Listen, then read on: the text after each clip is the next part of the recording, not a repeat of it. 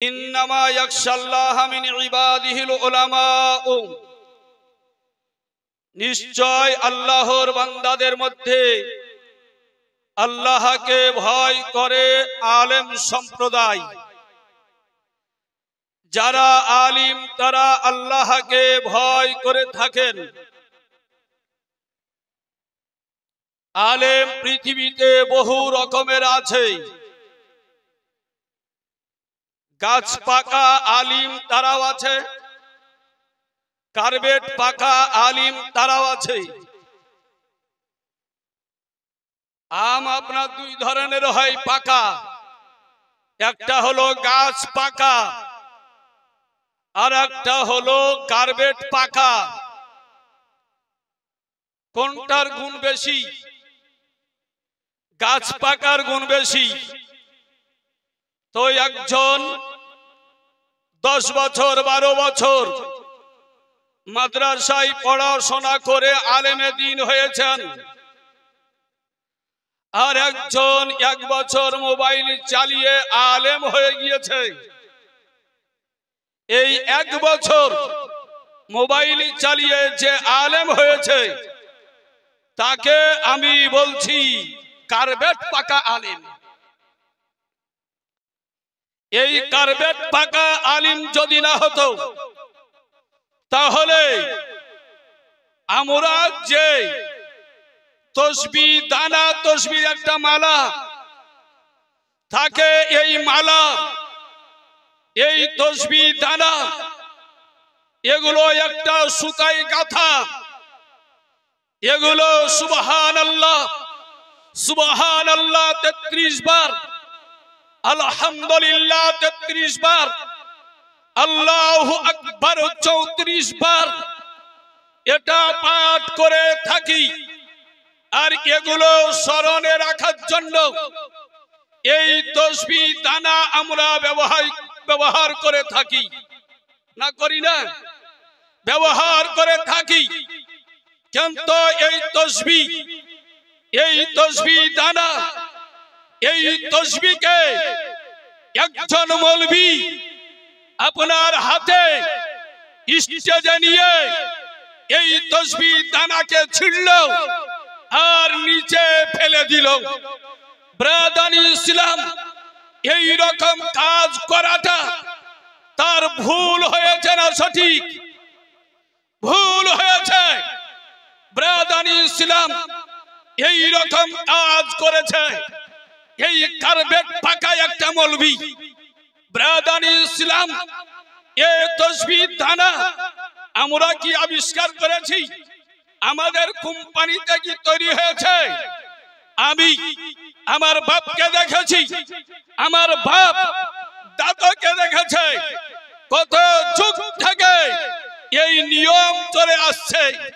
আর আজ কার্বেট পাকা আলিম এটাকে বেদাত, জঘন্য, গুনার কাজ বলে আখ্যা দিচ্ছে। ব্রাদানি ইসলাম, এই তসবিহ দানা ব্যবহার করা যাবে কি যাবে না? আপনি খোলেন আবু দাউদ শরীফ, হাদিসের বর্ণনাকারিণী তিনি হচ্ছেন আয়েশা বিনতে সাদ রাদিয়াল্লাহু তাআলা আনহা। তিনি বলেন নিজ পিতা হতে যে তার পিতা নবী পাক সাল্লাল্লাহু তাআলা আলাইহি ওয়াসাল্লামের সঙ্গে ছিলেন।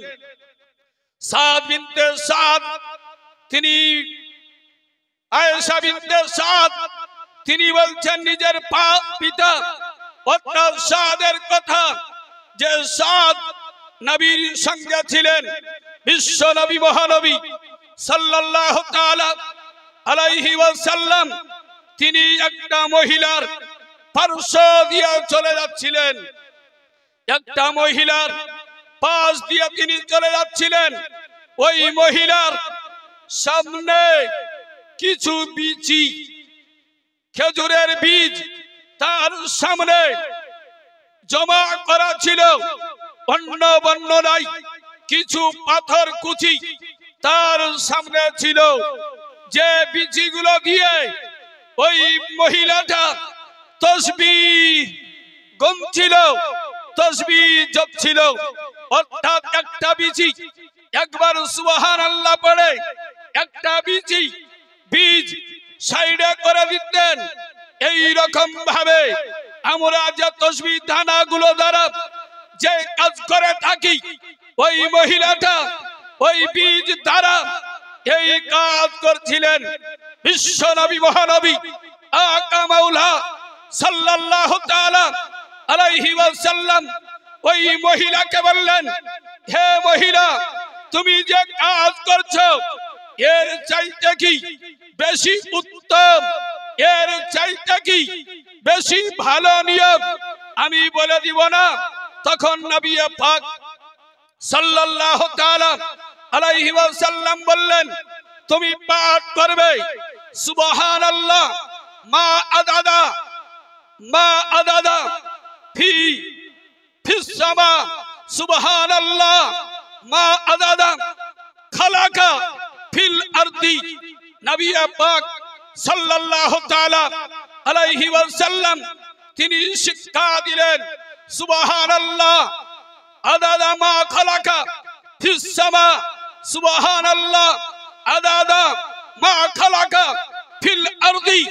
এই রকম লম্বা একটা দোয়া নবী ওই মহিলাকে শিক্ষা দিলেন।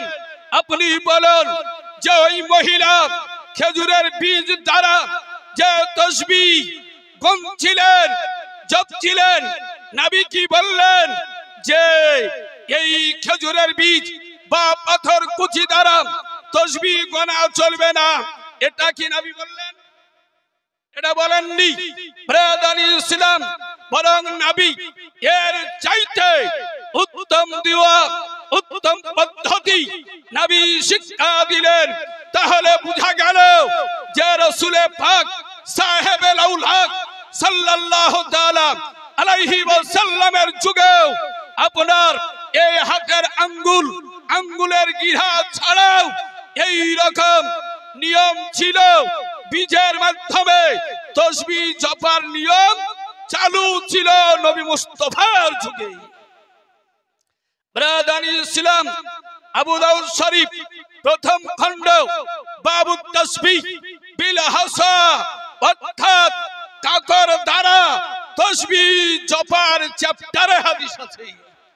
কিন্তু ব্রাদার, যারা এই রকম ভাবে কয়েকদিন এই মোবাইল ব্যবহার করে আলেম সাজতে গিয়েছে, তারা যেখানে সেখানে বেদাতের ফতোয়া আরোপ করে থাকে।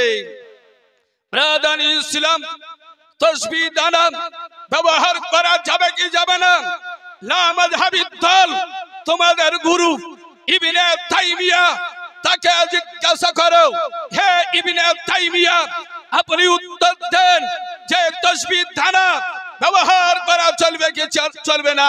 ইবনে তাইমিয়া মাজমুয়ে ফতোয়া ওই কিতাবের মধ্যে এই রকম ফতোয়া প্রদান করেছেন যে তসবিহ দানা ব্যবহার করা শরীয়তে জায়েজ আছে। ওয়াহাবি, তোমাদের গুরুর ফতোয়া তুমি লক্ষ্য করো, তোমাদের গুরুরাও এ জায়েজের ফতোয়া প্রদান করে রেখেছে।